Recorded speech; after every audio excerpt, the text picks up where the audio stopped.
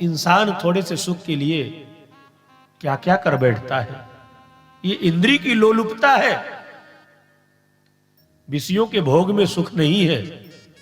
हम भोगों को नहीं भोगते, भोग हमें स्वयं भोग लेते हैं।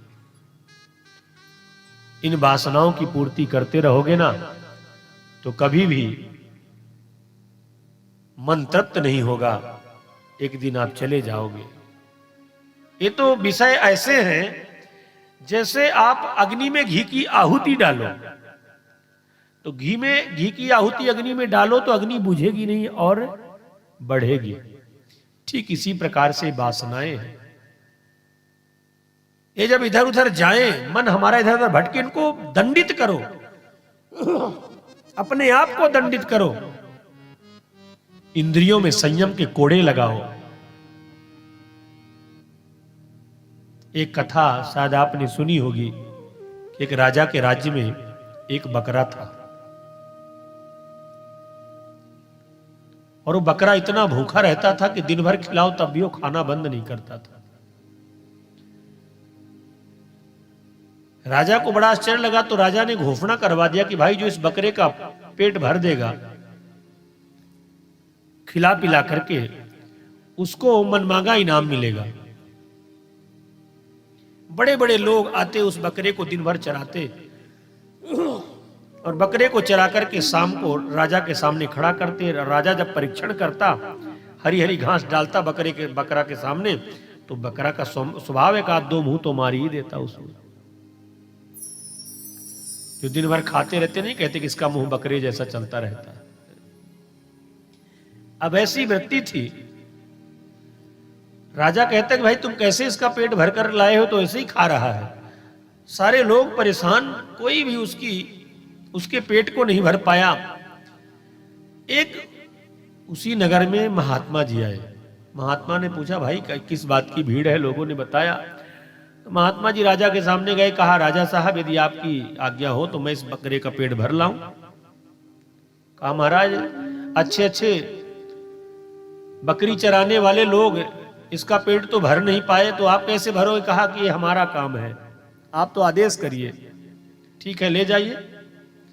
महात्मा जी ले गए, हरी हरी मुसेल में छोड़ दिया और जैसे बकरा उस घास को चरने लगा तो एक छड़ी मुंह के पास दिया तेज से।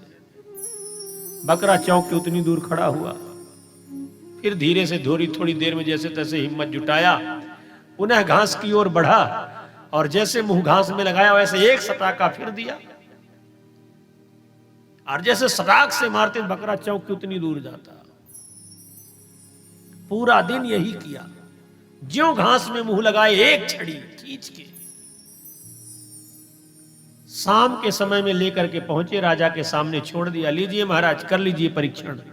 भर लाए पेट? बिल्कुल आप परीक्षण कर लीजिए। अरे कहा बड़े अजीब महात्मा हो, इसका पेट बिल्कुल चिपका हुआ है और कह रहे हो परीक्षण कर लीजिए। कहा आप देख लीजिए ना, पेट मत देखिए, आप घास डाल के देखिए। जैसे राजा ने घास डाला तो बकरे को महात्मा जी की छड़ी याद आ गई कि मुंह लगाया कि पुनः छड़ी बच जाएगी। तो जैसे राजा ने घास डाला तो बकरा पीछे घूम गया, फिर इधर घास डाला तो उधर घूम गया। खाने की बात दूर रही, देखता तक नहीं था घास की तरफ। राजा ने कहा महाराज आपने कैसे इसका पेट भरा, आप इसका रहस्य बताइए। तब महात्मा ने सारी बात बताई। राजा चरणों में गिर गया। बस इसी प्रकार से ये इंद्रियां हमारी बकरे की तरह है।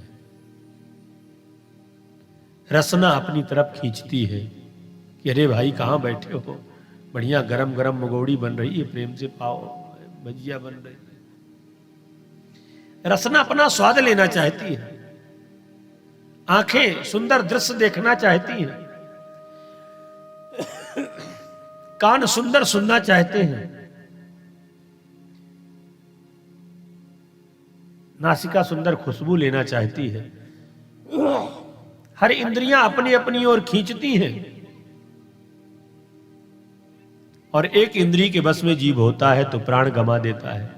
मछली में रसनेंद्री प्रबल होती है, जिह्वा का स्वाद जानती कि इस बर्रबे डोर में जो मांस का टुकड़ा लगाया गया है ये मेरे खाने के लिए नहीं, मुझे फंसाने के लिए।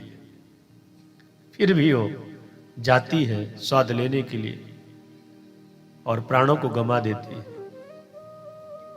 मृग के अंदर श्रवण शक्ति बड़ी प्रबल होती है। जब बहेलिया पकड़ता है तो बांसुरी बजाता है। कस्तूरी मृग के सामने बांसुरी बजाता है। मृग बांसुरी सुनने में इतना तन्मय हो जाता है कि अपने आप को भूल जाता है और सुनते सुनते वहीं गिर जाता है। कस्तूरी मृग के घुटने नहीं लचकते, फिर वो खड़ा नहीं हो पाता। पकड़ने वाला व्याध पकड़ लेता है।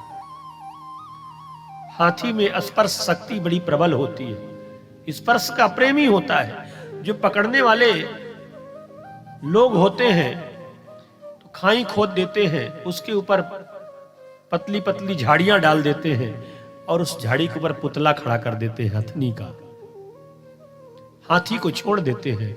हाथी जाता है उस हथनी से स्पर्श करने के लिए, मिलने के लिए, और उसी गड्ढे में गिर जाता है।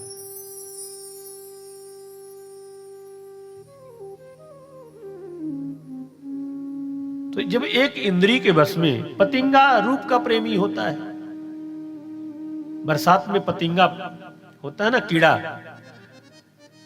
कितने पतिंगे कीड़े आते हैं। आपके घर में दीपक जलते हैं, दीपक की लौ से बड़ा प्रेम करता है, जाता है मिलने के लिए, पंख जल जाते हैं, छटपटा के मर जाता है। ये त्वचा स्पर्श चाहती है, नेत्र रूप चाहते हैं, कान शब्द चाहते हैं, जिह्वा रसना स्वाद चाहती है। ये इंद्रियां बड़ी बलवान हैं, अपनी अपनी ओर खींचती हैं। चंचुला भी और ये बिंदुक नाम के ब्राह्मण भी ऐसे थे। तो बिंदुक नाम का ब्राह्मण तो पिशाच था। चंचुला जब पंडित जी के द्वारा ऐसी कथा सुनी तो वैराग्य हो गया और कहा, हे ब्राह्मण देवता, आप ही मेरे गुरु हैं और आप मेरे कल्याण का मार्ग बताइए। स्वामी,